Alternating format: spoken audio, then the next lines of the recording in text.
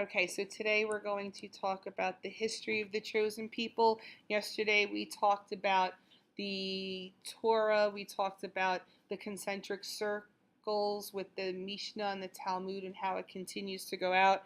Now we're going to talk about the history of the chosen people. So, in the quote that we read by Heschel at the beginning, it said that Judaism can be summarized as the interpretation of the history of the Jewish people. So, who are they and why is their history important?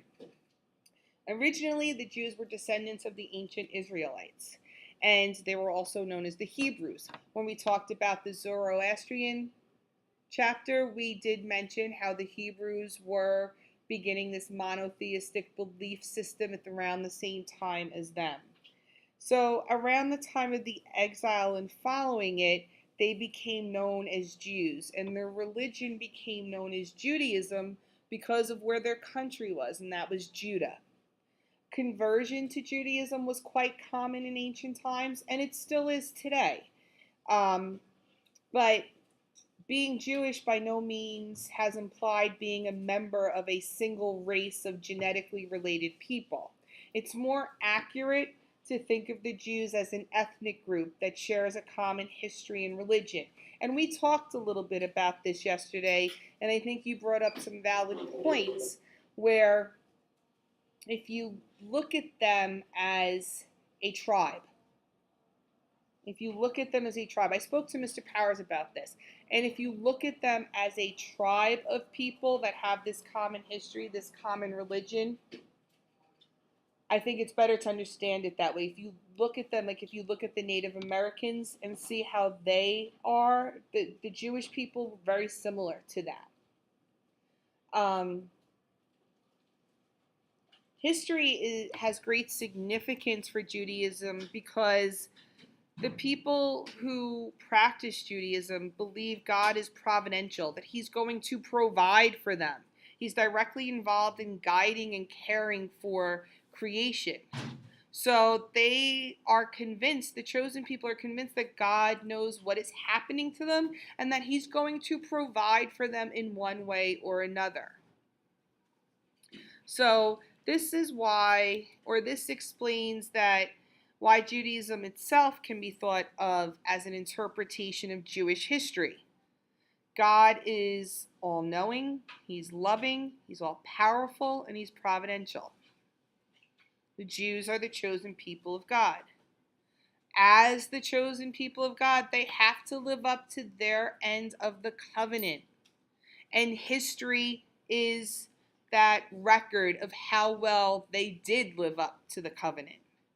So, through the centuries, yes, they encountered many difficulties, and it challenged the Jews to question, were they living up to their end of the bargain, their end of the deal that they made with God?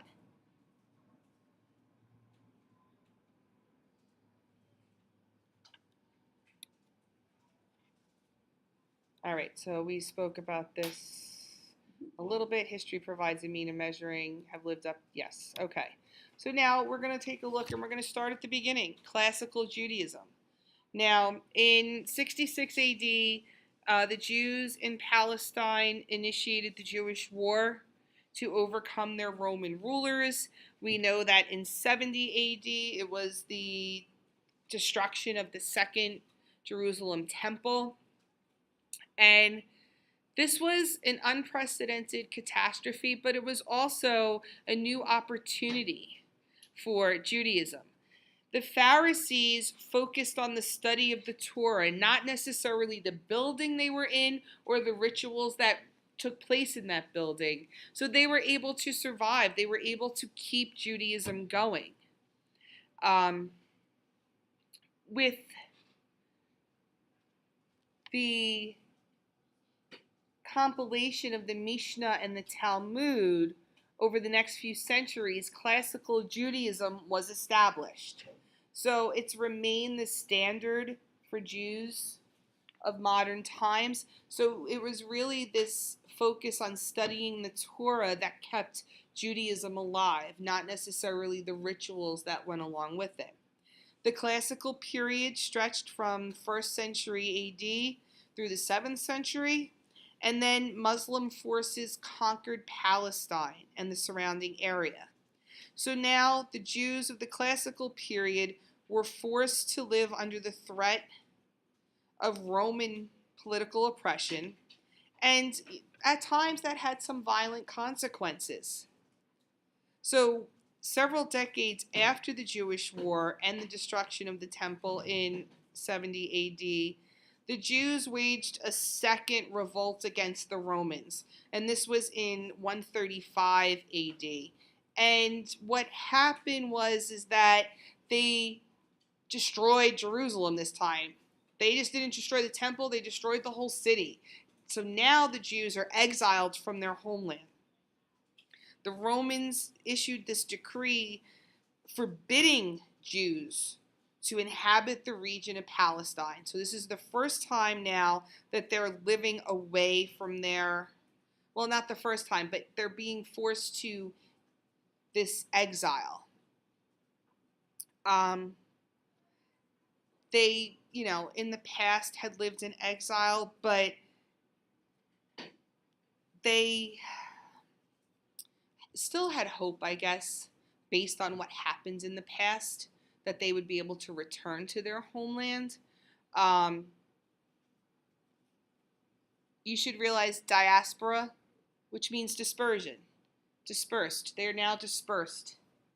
They're living away from their homeland, but they maintain their religious identity. And there's a lot of Jews who live in diaspora today, based on Jewish populations around the world.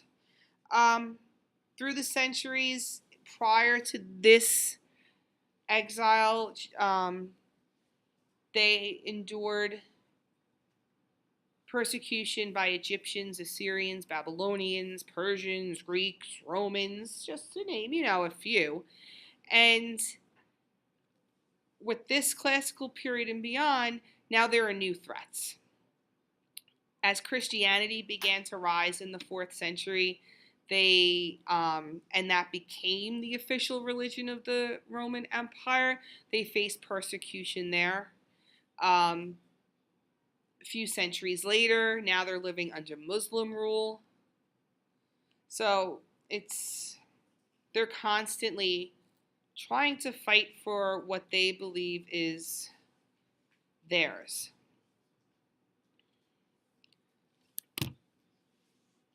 But knowing that their ancestors always returned gave them the hope that they one day would return to their homeland as well. Now we move into medieval Judaism.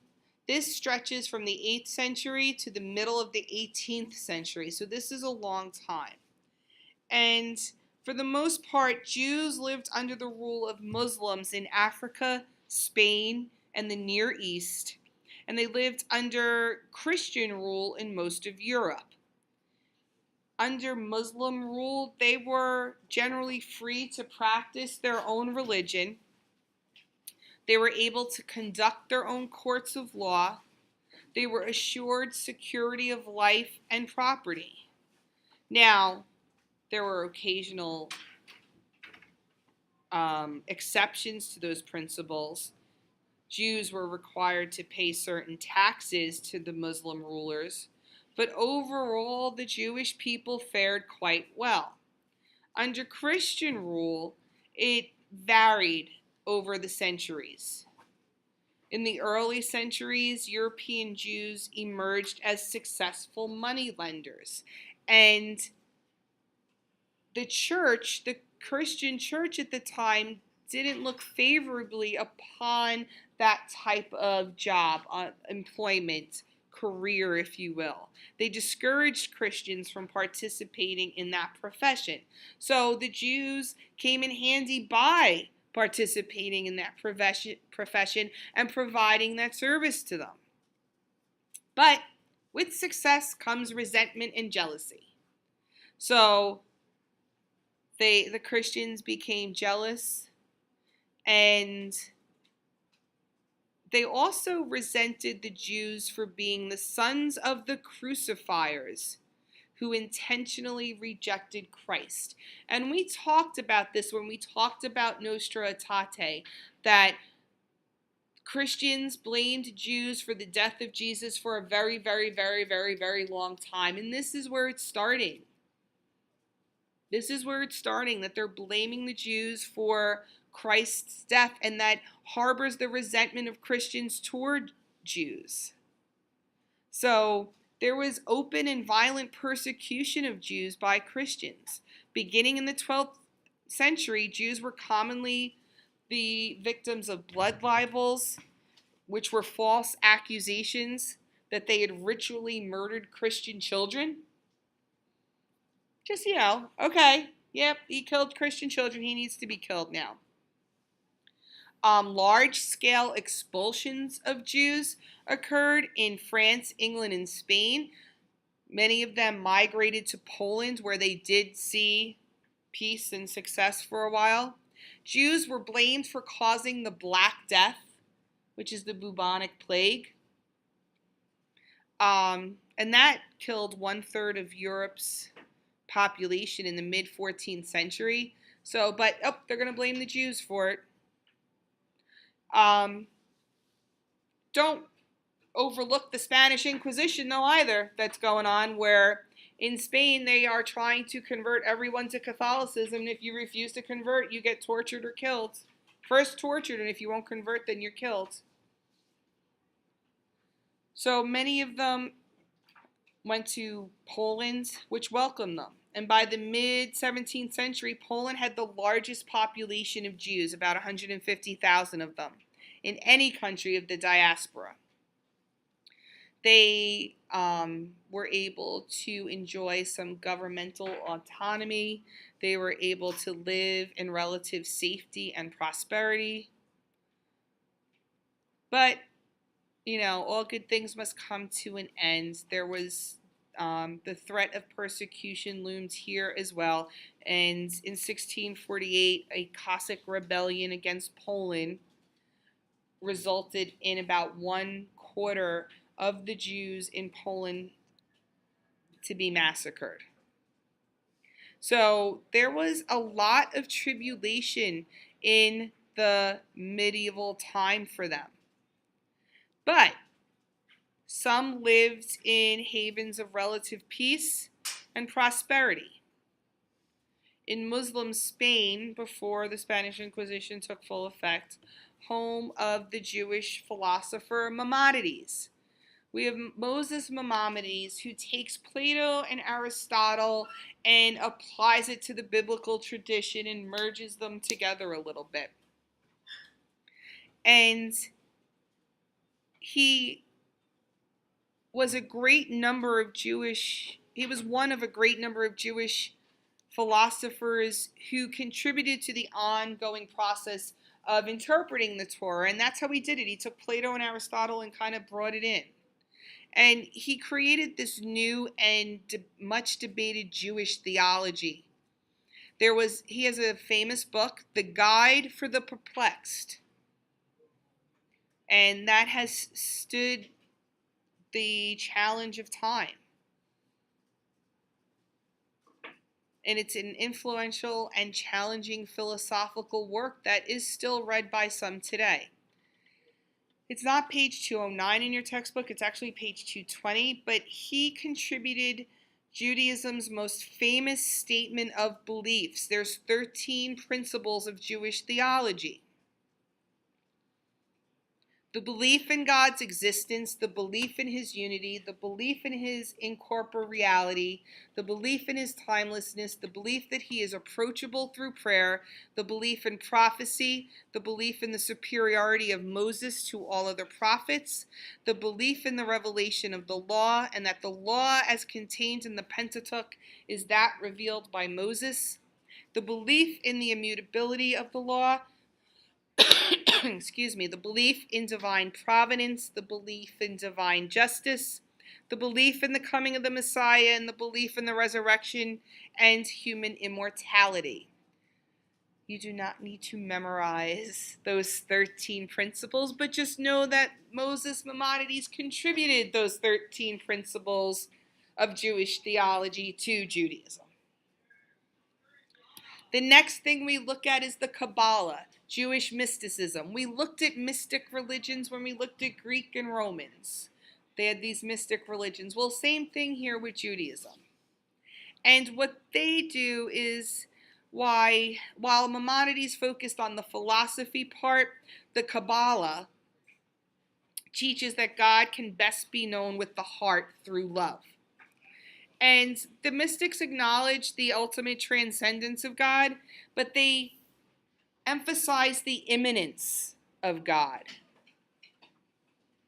They say that God can be found by looking inward. The most famous text of Jewish mysticism is Zohar. I will tell you now that is a term on your test. You should know that the Zohar is the famous text of Jewish mysticism. To me, it sounds like the thing from Big that he goes to get his... And I don't think it is the Zohar. I think it's Zoltar, but it just reminds me of that. The Zohar, the text, incorporates rich symbolism. It's based on numbers. It's based on esoteric language.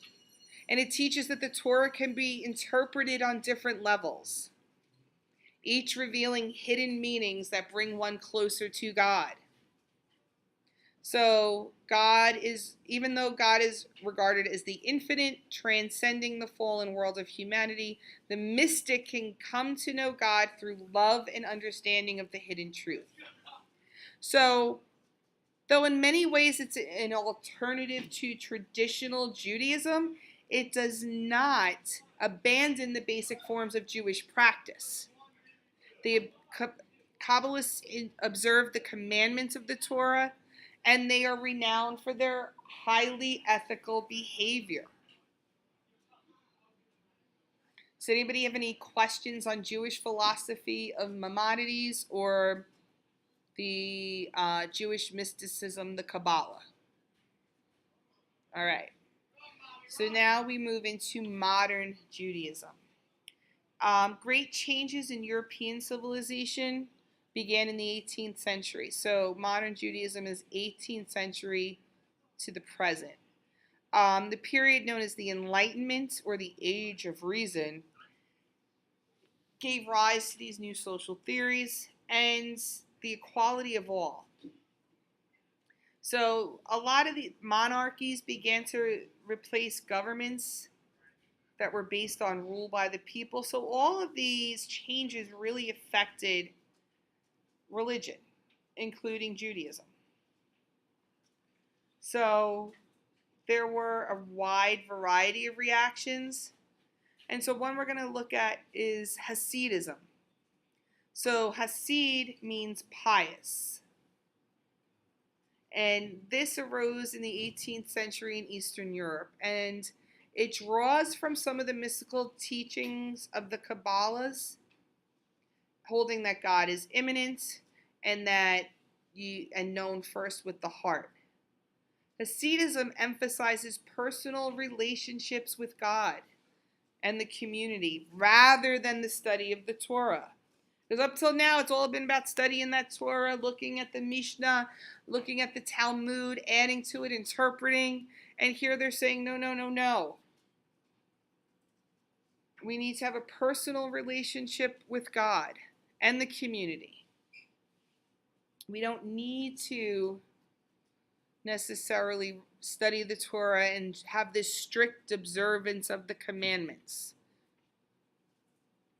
So there is a leader in the Hasidic community known as the Tzaddik. He's a holy man who is believed to have an especially close relationship with God. There are still large Hasidic communities that exist today in North America and elsewhere. Another one is Zionism. Now, Zionism was originally a movement that was committed to the reestablishment of Jewish homeland. Zion is a biblical name for Jerusalem. So in 1948, that happened. You should know that in 1948, the Jewish homeland was, that's when that happened. Zionism refers generally to the support of Israel. So, yes, it used to be reestablishing Israel. Well, now we have Israel, so now it's supporting Israel. Um,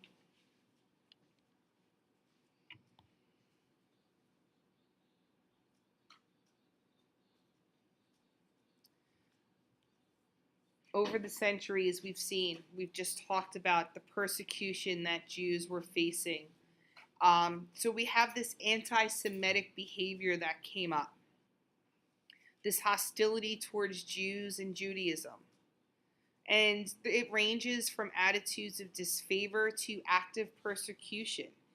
And despite the new ideals of social equality that arose with the Enlightenment, some Jews were convinced that the only way they could ensure their safety was to have their own nation, and that's where Zionism comes in. So, events of anti Semitism in the 20th century, most tragically, the Holocaust, confirmed the Zionist conviction that they needed their own homeland. And the Holocaust, we know, refers to the persecution of Jews by German Nazis from 1933 to 1945. We know that it had concentration camps or extermination camps, whichever way you want to look at it. And it was an estimated 6 million Jews that were killed, persecuted, tortured, murdered in those concentration camps. And this event was really one that made Jews question, what the heck did we do wrong? Because remember, they look at their history, they take a look at their history, and they're trying to see if they're living up to their end of the deal of their covenant with God. And this one really, the Holocaust really made them think and question their religious traditions. Like, what are we doing wrong? There had been trials, there had been tribulations, there had been tests before, but some reason that perhaps they were the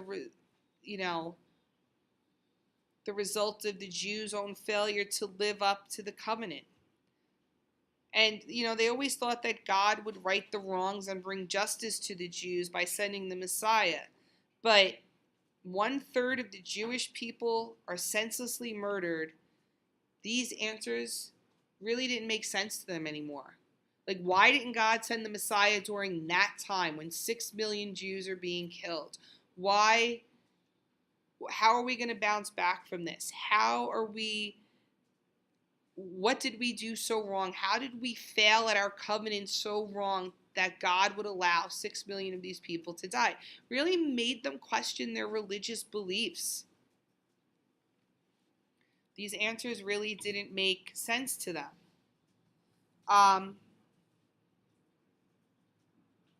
Jews have responded in a variety of ways. Some said that they deserved that punishment, believe it or not. Others contend that the Holocaust can only mean that God broke the covenant, which is a big thing to say. Another one is, well, you know what? If we had our own homeland, this wouldn't have happened. We'd have some place to go. And so the state of Israel was created in 1948. So the Zionist movement really hopped along the bandwagon of the Holocaust and said, no, we need our own place. We need a homeland. We need a place to go so that this doesn't happen again. And so during the end of the 19th century, increasing numbers of Jews immigrated to Palestine. Hebrew language was restored. The land was nurtured into fields that could grow crops and stuff. So in 1948, in the wake of the Holocaust, and with the support of the United States, Israel gained statehood. Of course, though, there's still controversy and confrontation. Now, we displaced Palestinian Arabs when they did do the state of Israel. There's constant fighting over there still today. So there are still divisive problems. It's not all, there's very nice parts of Israel where there is no fighting, but right along the border, along the Gaza Strip, you still have Jews who are being persecuted for being Jewish, but they're not exactly what you would call squeaky clean because they too are persecuting the Arabs for being there as well. But if you are a Zionist, then you are in complete support of the state of Israel. Anybody have any questions? All right, so in modern times, we have these institutional divisions, these branches of Judaism, mainly in North America. And as you do your outlines, you'll get more information on them. But just to give you a rundown, Reform Jews are relaxed in observing the details of Jewish traditional practice. So, as society changes, they believe Judaism must adapt to it also. The worship liturgy is mostly spoken in English, and the rabbi functions much like a Christian preacher, doing the reading, giving a sermon on that. About 1/3 of Jews in the United States adhere to Reform Judaism. Orthodox Judaism maintains that the Torah is the standard of truth and life must conform to it. They are deeply, deeply traditional. Despite changes in society, Jewish life should change very little because the Torah is unchanging. So this doesn't mean, though, that Orthodox Judaism rejects all forms of modern society. Secular education is affirmed, but compared with Reform, Orthodox Judaism is deeply traditional. Now, Orthodox Jews in the United States tend to live in their own separate communities to help maintain their traditional ways. And you'll see that Brooklyn, see that in Lakewood. I don't know where it is up north, but I think there's one or two where they live in their own communities because they want to be able to maintain their tradition. Conservative Jews, this is like, in the middle.